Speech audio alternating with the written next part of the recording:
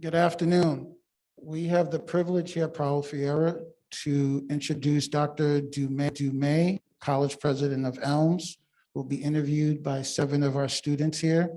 Welcome, everybody, and thank you.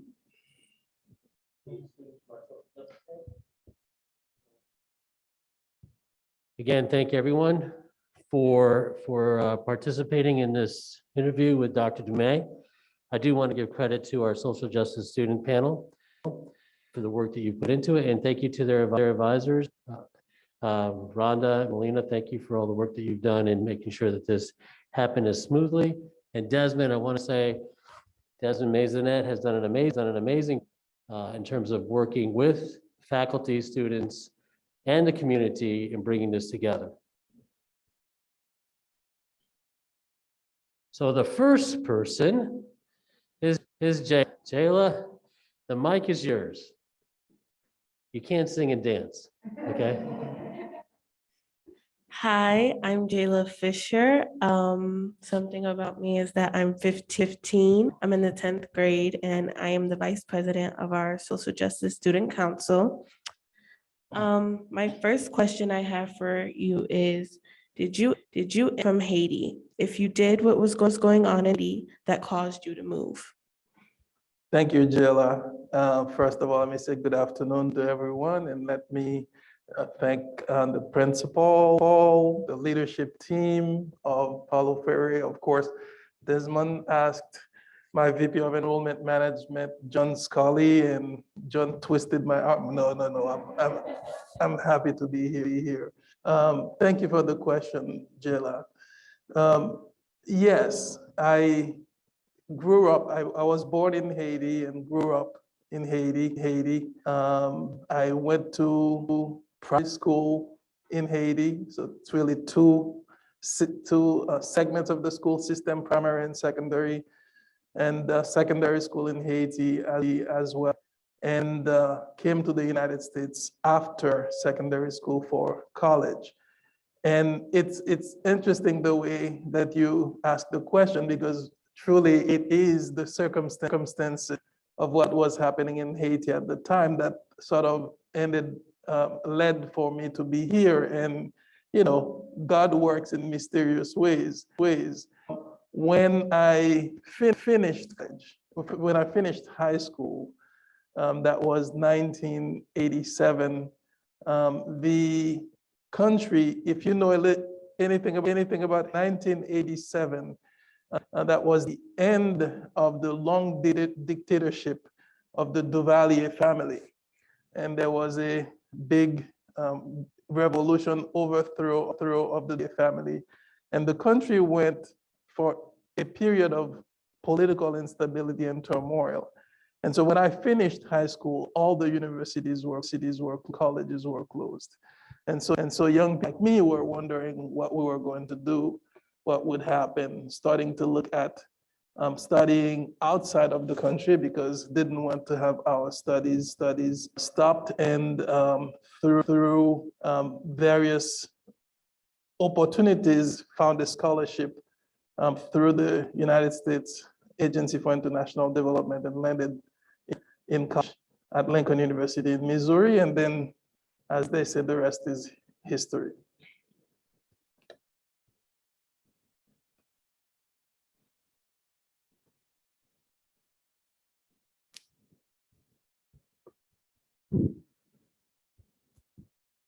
Good afternoon. My name is Joyce Garcia. I'm 16 years old, and I'm here. My question for you is, how do you identify yourself? Do you see yourself as an American or a Haitian now that you moved to the United States? Very, very, very good question. Great question. Thank you for the question, Georgia. And not easy to answer, because I would say it depends on the person whom you ask. If I speak with some of my Haitian family and friends, they will say to me, "Oh, you're so American." If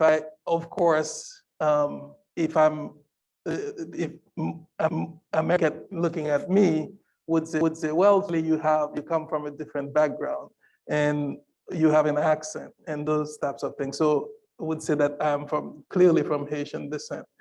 And so I identify myself as a mixture of the two. I'm Haitian American.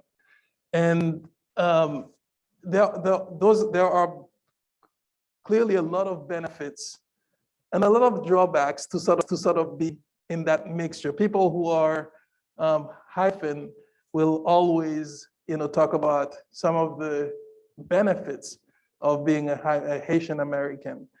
It is truly wonderful to be able to identify with both cultures, with the Haitian culture and the American culture, to take what best out of both of it and to make a good.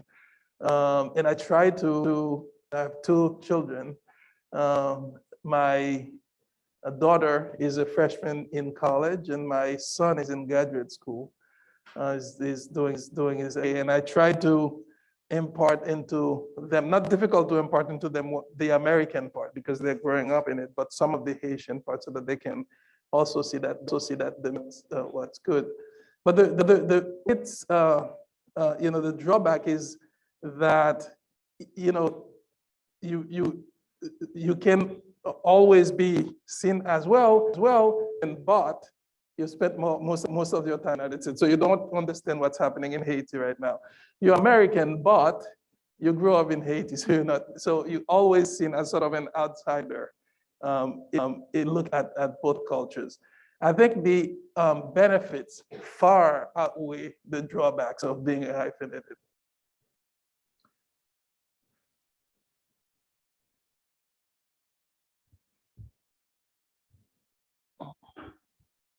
Hi, my name is Danae Power. I'm 14 in ninth grade. My first question for you is, what is it like being a president of a college?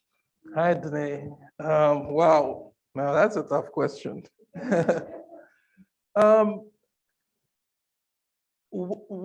of the ways it's like being the mayor of a small town, because there are almost all of the aspects. Leading a college campus, you have people who live on the college campus, so the students live there 24/7, and so you have all of the things about providing food, making sure that the walkways when it snows, the relationship with the outside, and having all of the constituents of the college, so the alumni, the friends, the parents that you to keep in mind. But I would say the most salient aspect of what it's like to be a college president is to be surrounded by students. And that's such a wonderful thing, to have students who are working on their goals and their aspirations, and you can see them, you can see the excitement, the dreams that they have, and sometimes the struggles that they're going through, but to be there in the midst of them and putting things in place so that they can on their dreams, their goals, overcome the setbacks and the obstacles. So in a sense, that's what it's like to be a college president. Hello, my name is Jan. I'm 14, ninth grade, and my first question for you is, if you were in my position as a student with little social standing, how would you deal with social issues and injustice? Yeah, Jen, thank you for the question. Not difficult for me at all to relate to that, because I was a student like you with, I would say, little social standing as well. The concept of social standing is relative. Anyone who wants to impact, who thinks that you can influence on social justice issues, you might think that at whatever level you are, that you don't have enough social standing to be able to influence and to affect. I think it's the things that you can do at the level where you are. So as a student, it's interacting with others. The students form a small community. The student body is a small community. And society is a larger community. Within the student body, you have a smaller community. Society has their social issues. the student body has their own social justice issues. And within that student body, you have an influence. You have friends. You have people that look as to what do you do? How did this next person? And they're taking their cues on that. So regardless of where you are, regardless of whether social standing appears to be big or small, that you can do to impact the environment where you are to promote or not the issues of social justice that you care about. So I wouldn't minimize the influence that you have, with Danae, with Alex, with everybody else around you, because one way or the other, whether it's clear or not, they're looking to you, they're looking at you doing, how you're treating this person, and that may give them a clue about how they do it. How do you respond to your teachers and your counselors? And that may give them a clue about what they do, You do have some standing, and how you act on a day-to-day basis affects your community. And that's how you can impact social justice issues at your level. My other question for you is, what is your view or lens as a Haitian American? What are you trying to accomplish? What am I trying to accomplish? Well, there are so many aspects of what I'm trying to accomplish. First of all, in my family, I'm a dad, I'm a husband, trying to be a good person. I'm a college president. I'm trying to make sure that we have a strong, great college and that our students get to what they want to do. I'm a Haitian American citizen, so as part of the American citizenry, I give voice to the things that I care about. And as a Haitian citizen, I look at what's happening in my country, and to the extent that I can be influential and that I can help, I try to do that as well. So, in a lot of spheres, in a lot of places, all of those elements form who I am. Husband, dad, brother of my siblings, and a citizen of country, somebody from Haitian descent. And I'm trying to have a positive influence and be a good person in all of these spheres. My second question for you is, what are some of the pros and cons of the education you received, and was graduating stressful? So I've had a lot of school. The education that I received in Haiti was fantastic.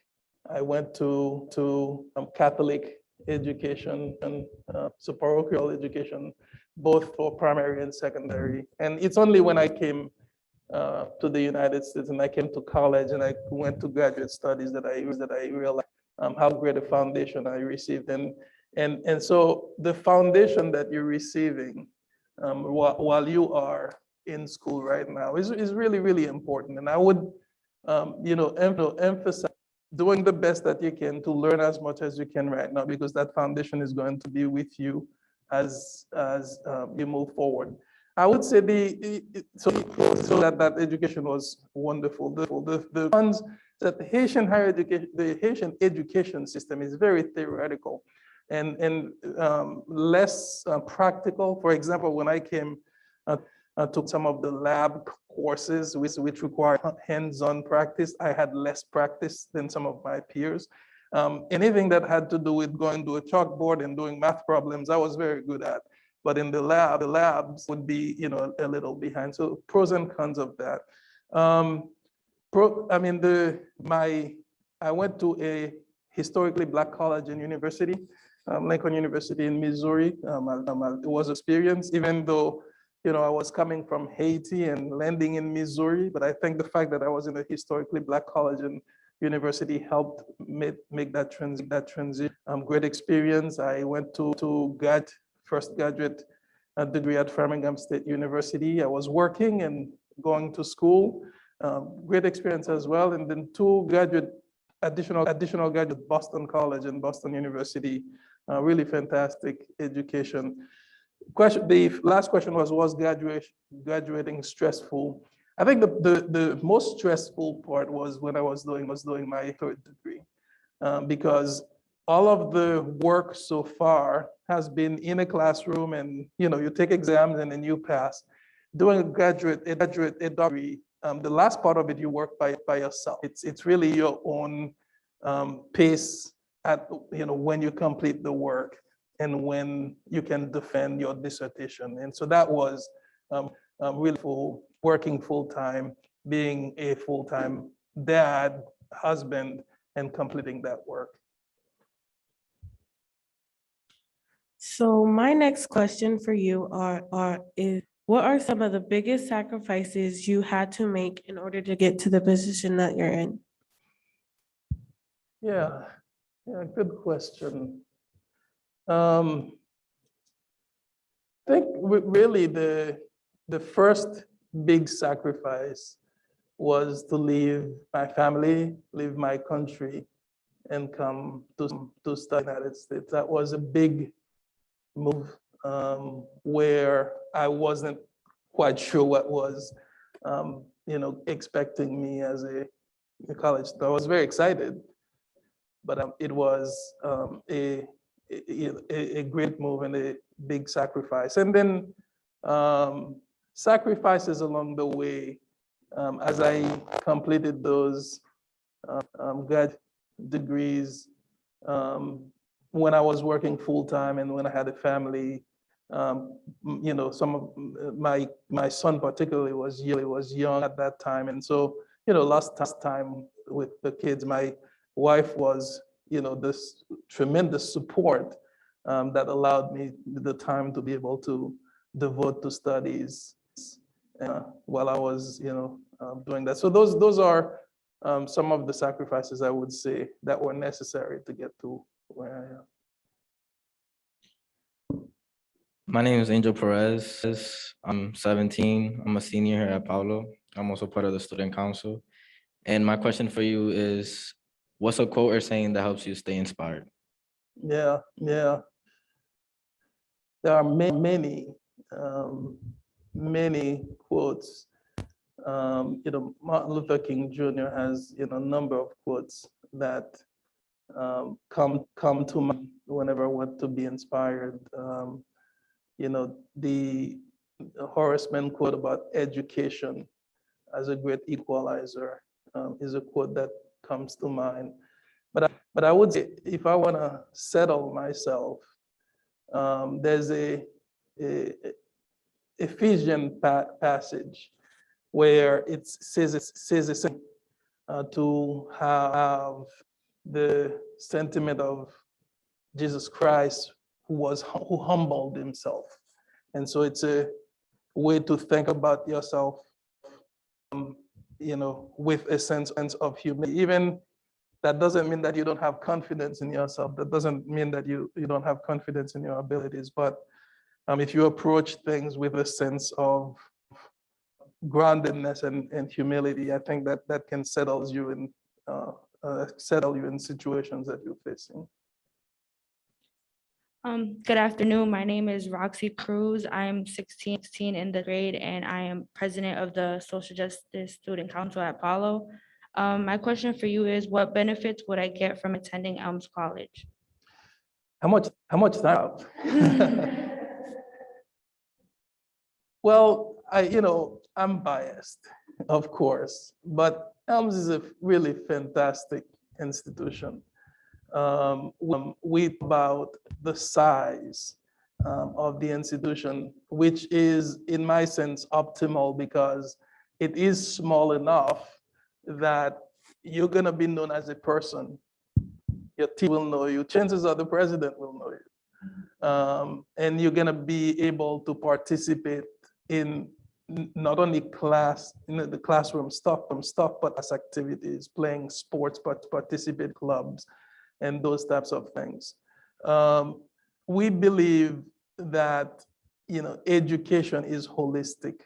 It is not just the things that you learn in the classroom, but how you develop as a full person, and that means the spiritual part, ElMS College through campus ministry and other things. We'll invite you to thank yourself as a spiritual person, as the physical part through campus activities and the social part through all of the types of things, the interactions that you will have with other students. Because ElMS College was founded by the Sisters of St. Joseph, one of their ideals is really close to the social justice ideal that we have here at Paulo Freire. It is to see everybody as the dear neighbor and to treat the dear neighbor without distinction.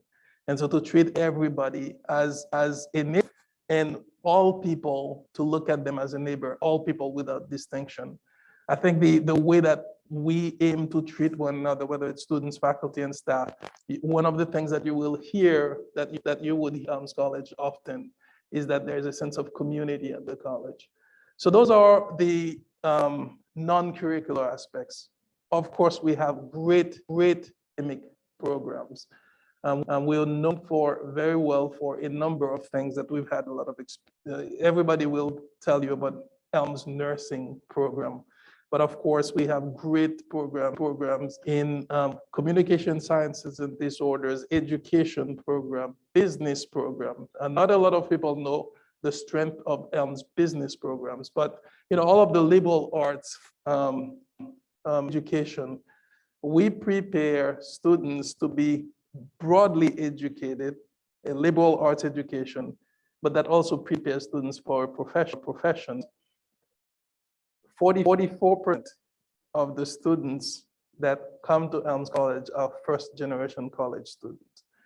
They and their family need them to obtain their college so that they can improve themselves socially. So they need to be prepared for either a job or graduate studies. And so, but it's also important to have the broad liberal arts education that, the most elite colleges want to provide their students. So it's really the best of all worlds at ElMS College. Are you convinced? I'm Alexander Ortiz Jr. I'm in 11th grade and I'm 16. My question for you today is, in what ways do you see a partnership grow between our school and ElMS? I was excited to hear from Dan's point that Paulo Freire just had a conversation with ElMS College for all the dual enrollment, and some of you will be able to take courses at ElMS College even while you are a student here to start, familiarize yourself with the courses that are offered at ElMS College. So that's one way in which, certainly through the opportunities for, I was telling the principal that we created at ElMS College a Center for Equity in Urban Education. That's a center that is 3 years old. We launched it at the college. It is really a partnership between ElMS College, a lot of the schools in the area. So that includes the school district, some charter school, philanthropy, support, so that we can increase the pipeline of well-prepared teachers and a diverse pipeline of teachers. So teachers are to represent the population of students that are in the greater Springfield and the Western New England area, so that they can be well prepared to teach in our urban schools. So that partnership is another aspect of the work that we can do with the school to help not only for teachers to obtain their degrees through ElMS College, but also professional development and those types of things. So there are a number of ways in which Paulo Freire and ElMS College being down the street, we can partner for your education, but for teachers, professional development, and school leaders, professional development. So how do you accomplish to hold a position of power? Thank you. I like to think of it as a position of influence rather than power. Power as it couldn't do it, that if you go and do exercise power over someone. But yeah, it's a position in which, because of the nature of the position and the reach of it, there's influence to make things happen. And how did I accomplish that? Well, certainly through obtaining the expertise in the field academically through through schooling and the degrees that I obtained, and also through work experience and having achieved experience in the administration of higher education institutions, having had the opportunity to have some incredible experiences, such as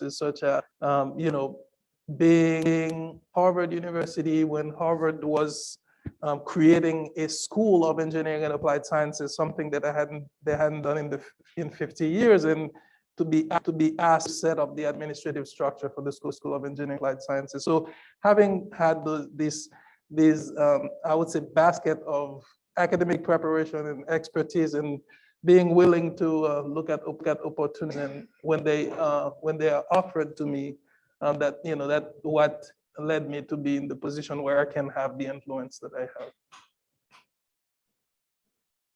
Coming from a marginalized group, would you inspire others to be in the position of influence that you are in right now? Mhm. Yeah, there are several ways, theories of how one achieves influence, whether it is, through political connections, whether it being somebody that is naturally charismatic. I prefer to think of it as really taking the time to acquire expertise. To expert in an area, whether it is, academically or through, through practice and profession, but doing the that it takes to be, to have something to say that people want to listen to. And then that will give you, a position of influence. And that's harder for people who come from underrepresented and marginalized group, because it's not evident that even when you have that expertise, that it is always going to be recognized. So that is, it requires a little bit more persistence, and a little bit more assiduity to try to look at it and to believe in yourself, even when the opportunities that you think should be present are not opening themselves, but to look for more opportunities and acquire, more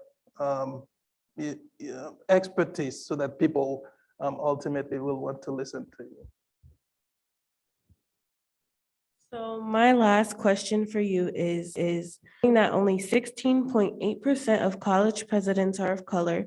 What, in your opinion, can be done to change that? And what are you doing to help others like yourself? Yeah, excellent question. And it starts to get to be a college president. The traditional route is to be, a faculty member, to become, a vice president in an area, but particularly in academic area. So a provost, the vice president of academic affairs. So it starts with having people of color in faculty positions, and who can rise to the ranks to be vice presidents, and ultimately who can be viewed in for presidencies. And yeah, as you mentioned, the numbers for presidents are low. The numbers for in the faculty are even lower. Faculty in particular at the full level. And so creating that pipeline is important. And to what I am doing specifically, at Edge, we have a clear goal to make sure that we have a diversified faculty. We have more people of color in the faculty. And I also work personally with mentoring, other people of color who are in position where they're close, very close to presidents. I am a coach for the Council of Independent Colleges Presidential Vocation Program. And that is a program that actually brings together about 20 leaders in higher education throughout the country who are aspiring presidents. And I'm a coach for a few of them, including two people of color who are two Black vice presidents who are aspiring presidents right now. In fact, I had a conversation this week with one of them who is a finalist in a position for president, and I was, giving him some tips about how to approach the interview, and he sounds very good, and fingers crossed, prayers that he'll be selected. Here at we have 5 core social justice values. They are integrity, self-advocacy, critical consciousness, allyship, and activism. How would you or do you apply social values in your college?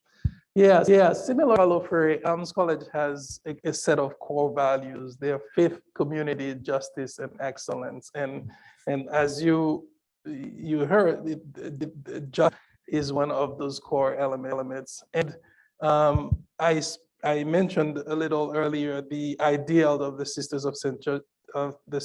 Joseph, to unite neighbor with neighbor, and with God without distinction. All of that as a part of the social justice ethos, a set of values of ElMS College. We have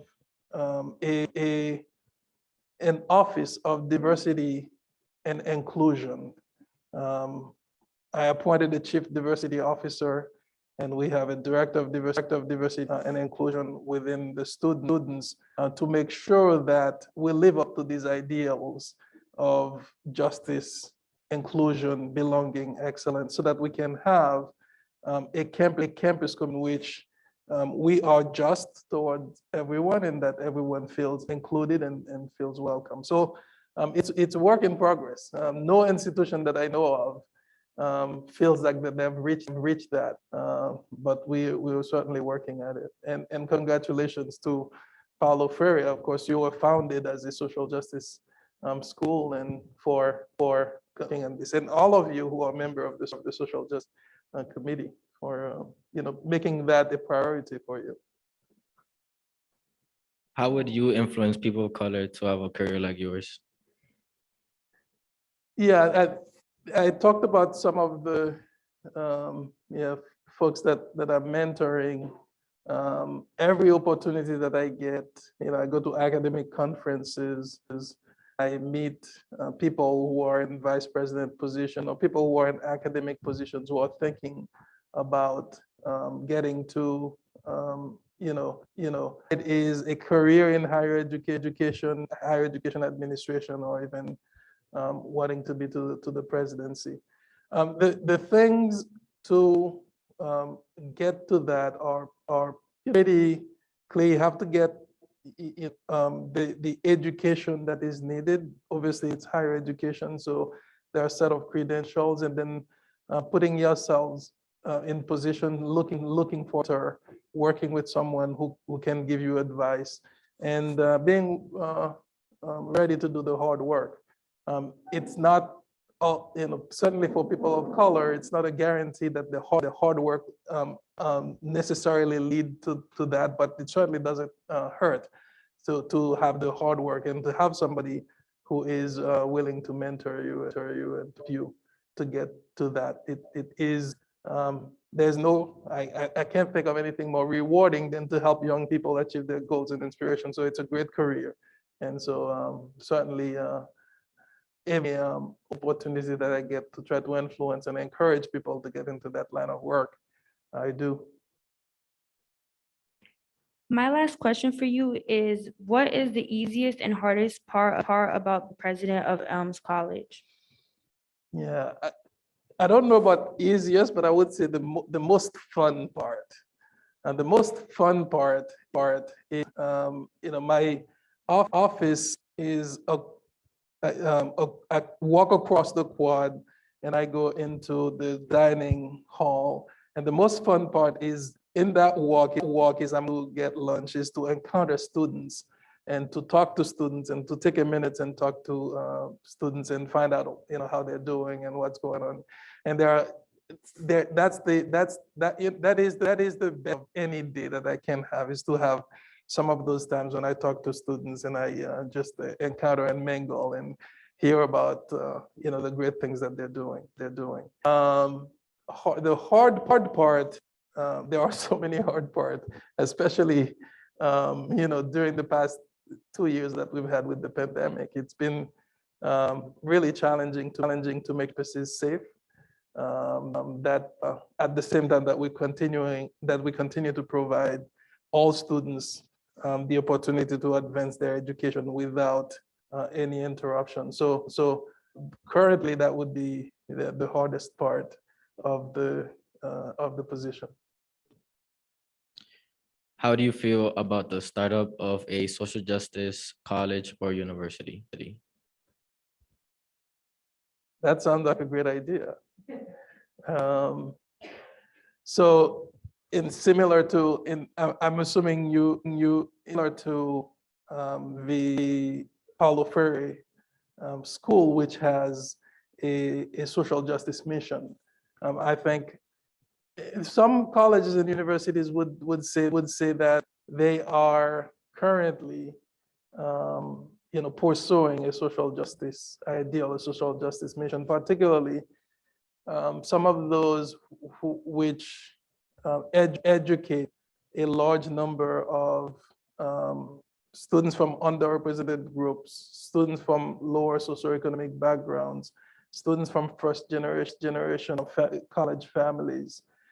So in the sense, a lot of, many institutions, and I would say ElMS College is one of those, would say that we currently, pursue a justice mission. But having a college completely focused on that, starting that off, I think that that would be an intriguing idea. My last question for you is, do you know who Paulo Freire is? If yes, what are your thoughts on his pedagogy? Yeah, I studied higher education administration, and one of my favorite courses in doctoral study was the philosophy of education, and how one thinks about education in general, and what is the purpose of education, who should be educated, and those types of things. And Paulo Freire was one of the people that whom we studied.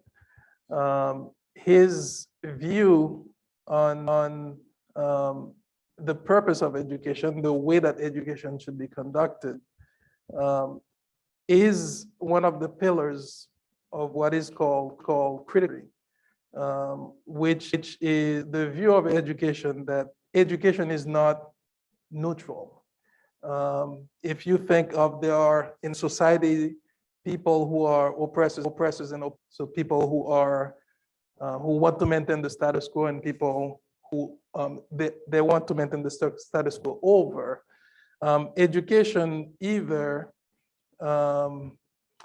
maintains the status quo, continues the systems and the theories and the stories that maintain the status quo, or should be critically, so that it reverses the status quo. So that's the foundation of critical theory. The critical theory, the idea of critical theory in philosophy has been applied to various things. But I very much relate to that view of Paulo Freire as a critical theorist, that education can serve. That goes very much in hand with the quote from Horace Mann that I mentioned: education as a great equalizer, a possibility to make sure that the status quo is no, where there are people who are more advantaged than others. Certainly, anybody who comes from a underrepresented group, people of color, know for sure that society is not equal, opportunities are not equal, and education can either tend that status quo or either help to reverse it and to at least create a level playing field. And so from that perspective, the critical theory that Paulo Freire wrote about, particularly in Pedagogy of the Oppressed, his the book that really people who study philosophy of education care about, is one that I strongly relate to. My final question is, are there any specific changes you would like to make to build a more socially just world? For example, any laws you would like to make or change? I'm not a legislator, so and I don't work in the field of making laws or politics.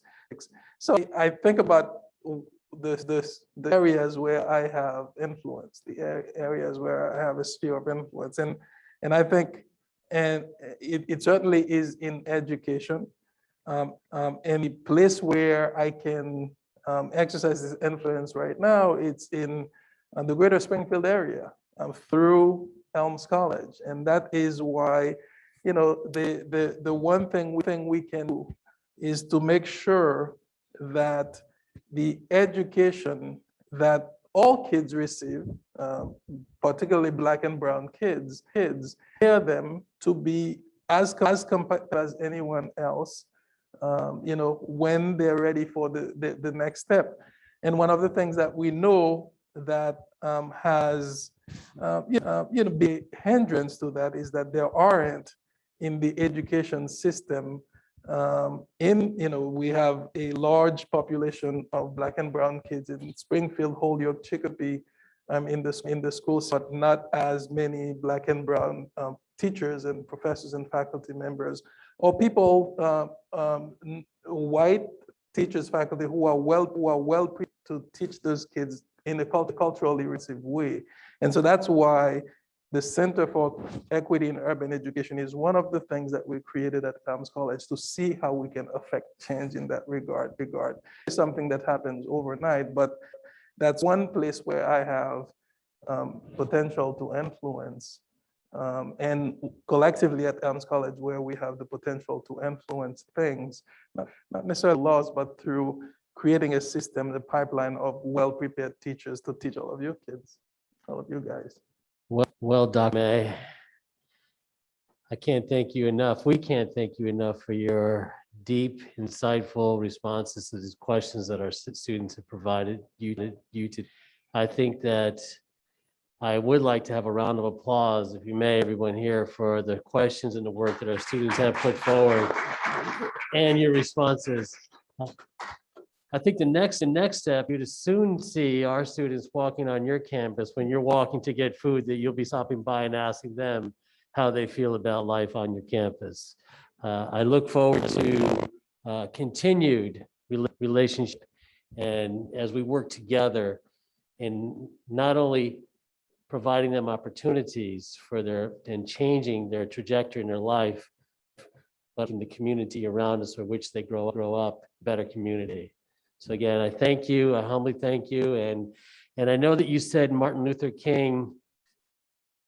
There's so many quotes from Martin Luther King. There's one that I live by all the time, but it's Malcolm X, and it's by any means necessary.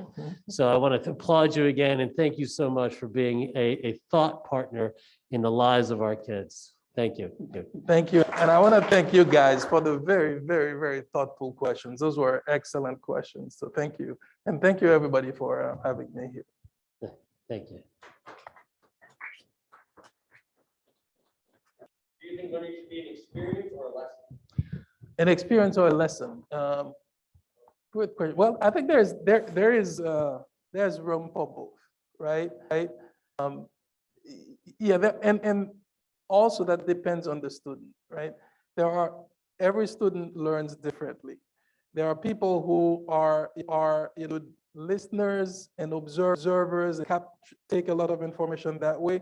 And there are people, it's the hands-on that is really going to help them to get the material. So yeah, it's K to 12, but that's higher education as well. We put a lot of emphasis at ElMS College on experiential learning. So in addition to what happens in the classroom, provide students an opportunity for hands-on practicing what is happening. So I think the two things complement one another. It's not either or, it's both, but the emphasis depends particular type of students, right? The type of learner, which method the student learns best with. Excellent question. Thank you all for being participants today. So I was thinking about